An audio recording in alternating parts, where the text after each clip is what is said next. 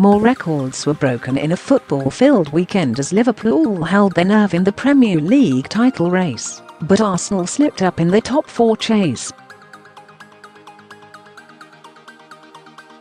Watford reached the FA Cup final for the first time since 1984, while Manchester City's quadruple ambitions remain very much alive. Here, AMITAI Winehouse assesses 10 things we learned from the latest set of Premier League and FA Cup fixtures. Salah races to 50. Mohamed Salah's dry patch in front of goals will colour opinions of him as a goalscorer, but historically he is in a category that stands apart. Only Alan Shearer, 66, Blackburn, and Ruud van Nistelrooy, 68, have scored 50 Premier League goals for one club in fewer than the Egyptian's 69 appearances for Liverpool. Salah is clearly, at least in the red of Liverpool, a goalscorer of some note. If he stays, if the strike against Southampton gets him back to his best, he still has the capacity to be remembered as a phenomenon in front of the net. Liverpool are comeback kings. It is not getting knocked back that defines teams. What is more important is how they respond. Liverpool have won 5 of their last 6 Premier League games when conceding first, and have won more points -16 from losing positions than any other team in the top flight. Jurgen Klopp's side may be chasing Manchester City for the title, yet they show on a game-by-game basis that they always have a reaction. Liverpool's habit of turning around matches shows they simply will not give up. 0 clean sheets on the road for ARSENALUnai. Emery insisted this week that Arsenal's away struggles are not beyond the norm. That is clearly not true. They have failed to keep a clean sheet on the road this season. Ipswich are the only other team in the country to have managed that, and the less said about them the better. Arsenal have also lost 7 of their last 11 away from home. There is clearly a problem for Emery to solve when his team travels. This is not as simple as the usual home-away balance.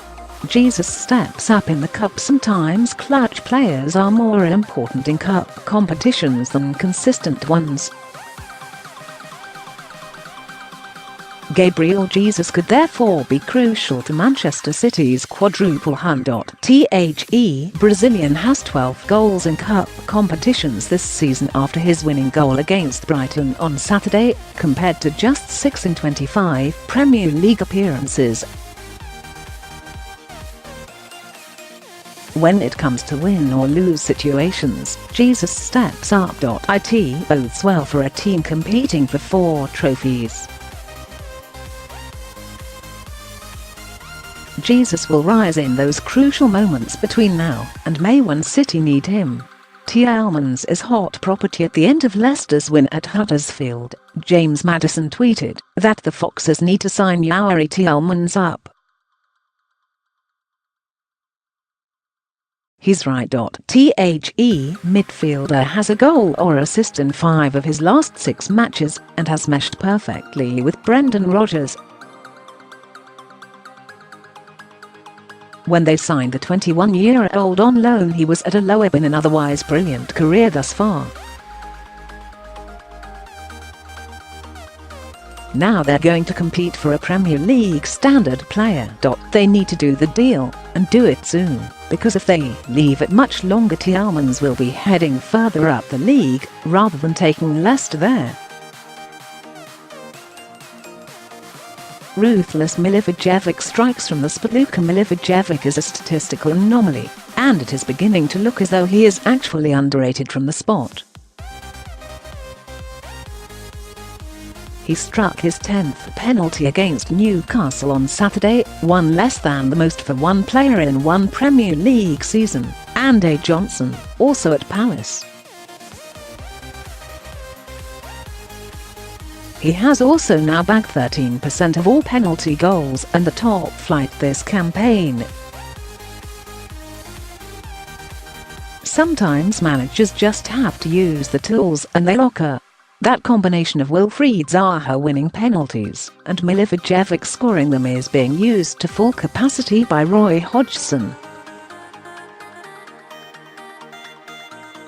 Gracia's among the Grits. Javi Gracia already became the first Watford manager since their promotion to survive a summer at the start of this season, and there is no way he won't be the first to take them into 2 campaigns. It's fully justified. They have won 19 games in all competitions already this season, their most in the top flight since 1986-87, when they got 23. They also reached their second FA Cup final ever on Sunday, and won at Wembley for the first time since 1999. The books are with Gracia. He was a virtual unknown when he first arrived at Vicarage Road, to the extent that most called him Garcia. Now he must be among the best managers ever.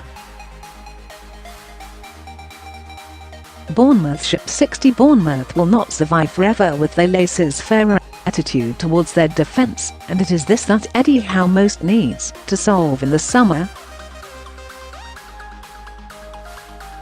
After losing to Burnley, they have conceded 60 goals in 4 consecutive top-flight seasons and are only the second team to do that in Premier League history, after Wigan Athletic. Wigan, like Bournemouth, thrilled at times, but it eventually caught up with them. Tighten up at the back and the Cherries can cast aside any lingering fears of relegation when seasons begin, and instead look up the table. Rise of Clarets and Cherries if you want a sign, though, of just how well Howe has done to get to this point, and Sean Ditch with Burnley. It is in Burnley's league double over Bournemouth. This is the first time they have managed it since the 1999-2000 season, when they were both in the 3rd tier. Now they are both firmly established in the Premier League. That's a high watermark for these two clubs. Sometimes a defeat shows just how far you have come. Vardy tops the John Smiths leaderboards. Jamie Vardy's 2 goals at the John Smiths Stadium were symbolic, as much as they will not have an impact on Huddersfield's fortunes. His brace means he is now joint top scorer at the stadium this season in the league, along with Harry Kane and actual Huddersfield player Steve Mowney. It's been a woeful season for Town and their fans, who have had to watch a succession of players do what theirs cannot.